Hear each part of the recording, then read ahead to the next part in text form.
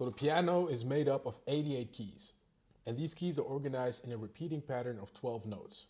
To see this pattern clearly, let's start with the note C and work our way through all 12 notes. Here's what the 12 note pattern looks like. C, C sharp, D, D sharp, E, F, F sharp, G, G sharp, A sharp, and B. And this pattern repeats itself across the entire keyboard. So this C is the same as this C, and this C is the same as this C, just different octaves. It's important to understand this because when you're playing, each key, whether white or black, corresponds to one of the 12 notes in this pattern. To help you get a better feel of the 12 note pattern, let's try playing it. Start with your thumb, finger 1 on C. Now play the notes in sequence.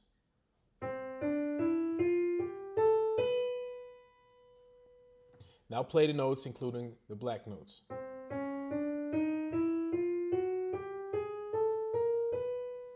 So you've just played the 12 note pattern. Now try it with your left hand starting at C.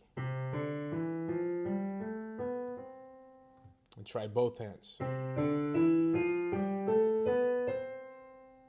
Understanding the 12 note pattern is crucial for playing scales, chords, and composing music. It's the foundation of music theory and it will help you to navigate the piano keyboard. For example, the C major scale only uses white keys from C to B. Knowing this pattern allows you to play this and many other scales with ease. Thank you for watching and don't forget to subscribe for more tips and tricks.